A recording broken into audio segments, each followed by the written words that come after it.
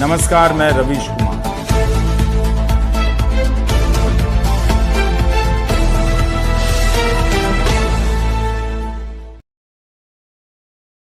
The Sengol is a symbol of the supreme authority of a monarch. It has no place in the temple of a constitutional democracy. But Honorable Speaker, sir, it is understandable why this happened. Because the BJP has still not understood that their 303 brute majority, their Rajtantra, has been reduced to a 240-seat minority by the Loktantra. They are still living in the world of the Sengol. नमस्कार, मैं रवीश कुमार। जब द्रौपदी का चीरहरण हो रहा था तब कृष्ण ने रक्षा की, उसी तरह कृष्णानगर की जनता ने मेरी रक्षा की है। महुआ मोइत्रा लोकसभा में आ गई हैं। उनके भाषण से पता चल गया है कि महुआ अपने साथ हुई नाइंसाफी का हिसाब लेने में कोई कसर नहीं छोड़ने वाली हैं। महुआ ने पहले ही भाषण में साफ कर दिया कि वे पहले से ज़्यादा निडर होकर आई हैं और तैयार होकर आई हैं। भारत की राजनीति में महुआ केवल एक सांसद नहीं हैं, उस लड़की की तरह हैं जिसकी आकांक्षाओं को कोई बांध नहीं सकता। उसके लिए उसका ज़मीन ही आसमान है। इस महिला सांसद पर जिस तरह से हमला हुआ और जिस तरह से यह महिला सांसद लड़ती रही, अनुभवों की कमी के कारण वो शिकार हो गई। लेकिन इस बार महुआ के पास अनुभव है और उनके साथ ममता बनर्जी भी। महुआ मोइत्रा का एक सांस में बोला गया यह वाक्य हमेशा याद रखा जाएगा कि मैंने अपनी सदस्यता खो दी, मैंने अपना घर खो दिया, मैंने अपना यूट्रस खो दिया, लेकिन बदले में उसका जो हासिल है वो कहीं ज़्यादा बड़ा है। मुझे डर से आज़ादी मिल गई है। मैं एक दिन आप सभी का अंत देखूंगी, आपकी ईडी का अंत देखूंगी, आपके मीडिया का अंत देखूंगी, उन जजों का भी अंत देखूंगी। मैं देखने आ गई हूं। Much like Lord Krishna protected Draupadi, the people of Krishnanagar have protected me. In the last year, a lot of people look at me and say, "Oh, Mahua, you must have lost a lot. You lost your membership, you lost your house. And by the way, I also lost my uterus due to a surgery. But you know what I gained? I gained what Rahulji said, the freedom from fear. I do not fear you. I will see the end of you. We will see the end of you. Your ED, your CBI, your income tax, your trolls, your media, your bought out judges, nobody can scare us. The people of India are patient. They will wait patiently for this government to fall. And I hope that whoever writes the next speech for the Honorable President of India will give her the respect and the honor due by not filling it with falsity. This government has dishonored the office of the President by giving her a script that is full of lies. दिसंबर 2023 में महुआ मोइत्रा को लोकसभा से बर्खास्त किया गया। उनकी सदस्यता चली गई। जिस तरह से निकाला गया उस वक्त काफ़ी बहस हुई। उसी दौरान महुआ की सर्जरी भी हुई थी। यह सब महुआ मोइत्रा ने चुपचाप झेला और पश्चिम बंगाल की कृष्णानगर की जनता के बीच जाकर काम करने लगी। इसी दौरान ममता बनर्जी और तृणमूल कांग्रेस ने भी उनका पूरा साथ दिया और महुआ ने भी सीखा कि पार्टी के साथ रहकर कैसे चला जाता है। नतीजा कृष्णानगर से दोबारा जीतकर आ गई। महुआ मोइत्रा ने कितनी बार खुद को संभाला होगा, लेकिन हर बार वे खुद को ललकारने से रोक नहीं पाई। उनका बोलना केवल एक महिला सांसद का बोलना नहीं है, उस अकेली लड़की का भी बोलना है जो रात अंधेरे शहर के सुनसान में अकेले मर्दों को ललकारने लग जाती है। महुआ की आवाज में मदद की पुकार नहीं बल्कि लड़ने की ललकार है। हर लड़की को महुआ को बोलते हुए सुनना चाहिए, तभी उसे पता चलेगा कि आधुनिक जीवन के सारे सपने उसके भी हैं, उसका भी उस पर हक है। वो अपनी मेहनत से महंगा चश्मा, महंगी साड़ी, महंगा बैग सब लेकर चल सकती है, लेकिन सिर्फ इसी के आधार पर उसके बारे में कहानियां नहीं बनाई जा सकती, उसे डराया नहीं जा सकता। कोई भी सांसद चश्मे और बैग से महुआ नहीं बन सकती। वो बनती है अपने साहस से, अपने बोलने की तैयारी से और मुद्दों के प्रति साफ समझ से। भारत का मिडिल क्लास जिस तरह से अपनी बेटियों को मुखर बनाना चाहता है, सफल बनाना चाहता है, उनके लिए जैसा जीवन चाहता है, वह सब महुआ मोइत्रा में मौजूद है। महुआ उन्हीं सपनों से पैदा हुई एक लड़की हैं और माननीय सांसद भी।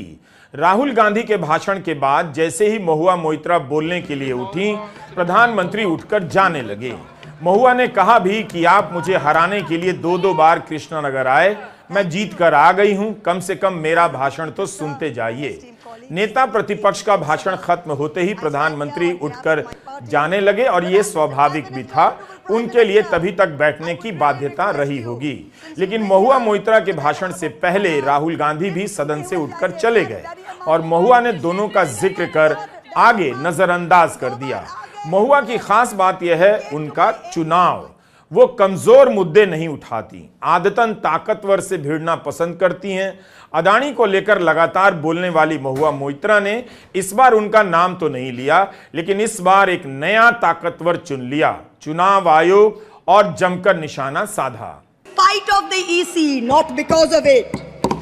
The commissioners chosen by a government-dominated panel in willful disobedience of the Supreme Court turned a deaf ear to the most egregious violations of the Model Code of Conduct by the ruling party, by the Honorable Prime Minister with his hate-filled speeches and his divisive religion-based rhetoric.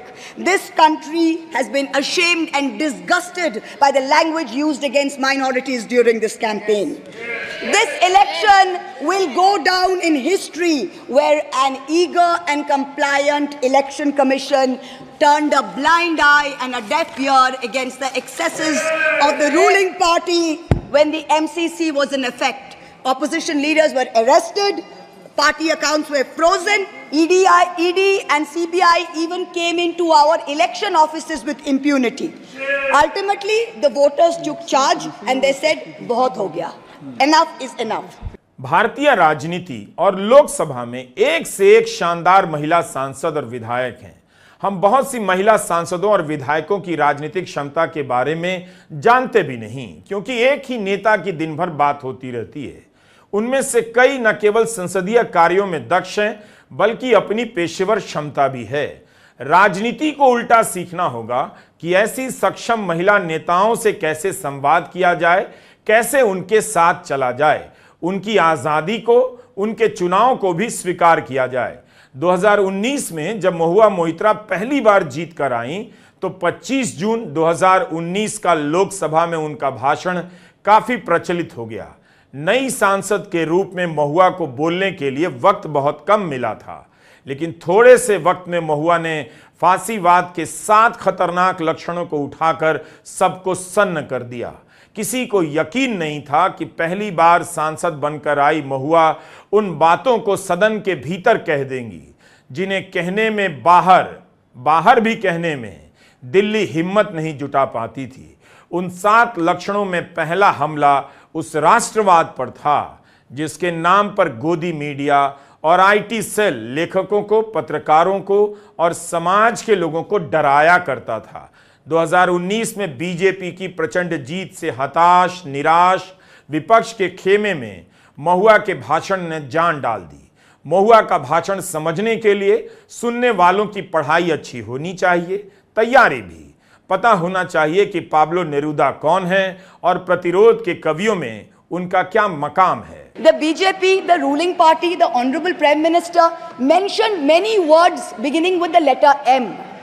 Musalman, Mullah, Madrasa, Mughal, Mutton, Machli, Mujra, Mangalsutra, but not once did they mention Manipur.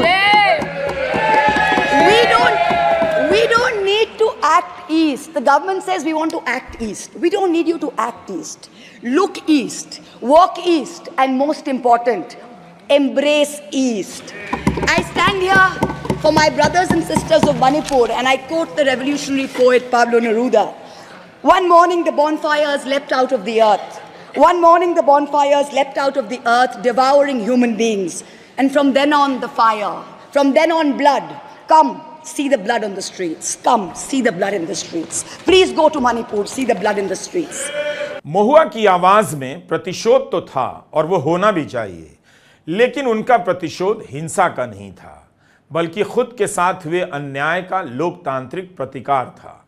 वो पूरी तैयारी के साथ आज आई थी।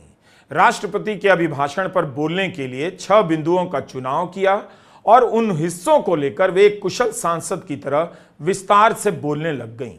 दिल्ली के जल संकट का मुद्दा उठाया, बुलेट ट्रेन की फिजूल खर्ची पर बोलीं और लद्दाख की जनता के लिए भी आवाज बन गईं। याद दिला दिया कि लद्दाख में बीजेपी तीसरे नंबर पर आई है। महुआ ने कहा कि अगर 370 समाप्त करने का आइडिया इतना ही महान था तो बीजेपी ने अपने उम्मीदवार क्यों नहीं खड़े किए। लद्दाख में बीजेपी हार गई। उन्होंने यह भी कहा कि राष्ट्रपति के अभिभाषण में नॉर्थ ईस्ट तो कहा गया मगर मणिपुर का अलग से जिक्र नहीं हुआ। राहुल गांधी की तरह महुआ ने भी अयोध्या का जिक्र किया मगर अंदाज और संदर्भ काफी अलग था। ये तुम लोगों के नाम जपो में पहले सा आराम नहीं, ये तुम लोगों के नाम जपो में पहले सा आराम नहीं। जबरदस्ती के जय श्री राम में सब कुछ है पर राम नहीं। जबरदस्ती के जय श्री राम में सब कुछ है पर राम नहीं। Today in India, there are two types of leaders. Those of us who come via the voting machine, and then there are many who come via the washing machine. There are still people who say, wait, you don't know Modi ji. Wait 6 months and see. The BJP will get 300 members. To them I say, no. This will not happen this time because every potential turncoat will have to choose between temporary greed of fear and between permanently becoming politically irrelevant. Mahua Moitra अपने भाषण में गजब का दृश्य खींचती हैं जिसके हर कोने पर सरकार के तमाम दावे धाराशायी नजर आते हैं। महिला आरक्षण के सवाल पर महुआ ने कहा कि आरक्षण लाने वाले चाहते ही नहीं कि महिलाओं का प्रतिनिधित्व यहां बढ़े।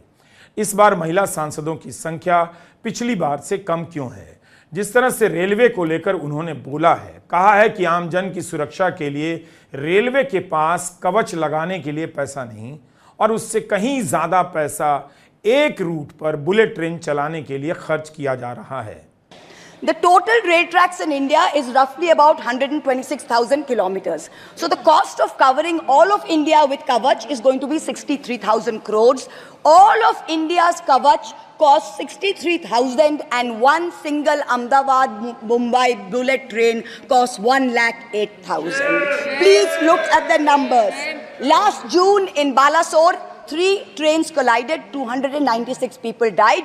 The ministry said Kavach was not operational on that route. Last week, Kanchenjunga Express collided with a goods train in New Jalpaiguri. 10 people died. Again, the ministry said Kavach is not operational on the route. The Economic Times had a survey which said at the current level of funding, it will take 50 years for all of India to be covered under Kavach. And you're telling us about bullet trains.